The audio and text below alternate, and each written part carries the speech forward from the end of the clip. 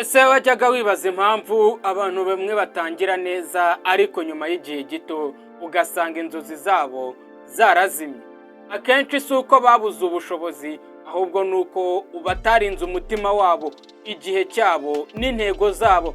Imvubu ni imwe mu nyamaswa ziteje akaga cyane muri Afurika, ariko si uko ihora ishaka intambara, ahubwo ni uko yirinda cyane aho iba. Uyu munsi turarebera hamwe impamvu natwe tugomba kurinda ibyo dufata nk'agaciro kacu. Mu migani ibice 4 umurongo wa 23 aravuga hati: rinda umutima wawe kuruta ibindi byose birindwa, kuko ari wo soko y'ubuzima.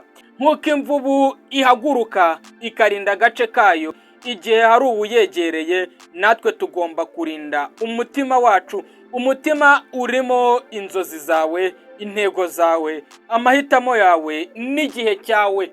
Abantu benshi babura amahirwe yabo uko bemera buri muntu akabafatira imyanzuro, bakamara amasaha menshi ku bintu bitabafasha, cyangwa se bagacibwa intege n'amagambo y'abandi. Kurinda umutima si ukwanga abantu, ahubwo ni ukumenya icyo wemera kwinjiza mu buzima bwawe n'icyo utemera.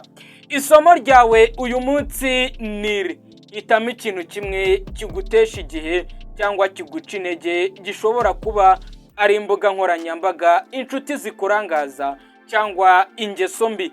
Tangira kugihagarika cyangwa se kukirwanya, ukireke uyu munsi. Iyo urinze umutima wawe uba urinze ejo hazaza hawe. Ese witeguye kurinda umutima wawe n'inzozi zawe? Niba ubyiyemeje, andika niteguye mu bitekerezo, kandi ukomeze gukurikirana uru rugendo.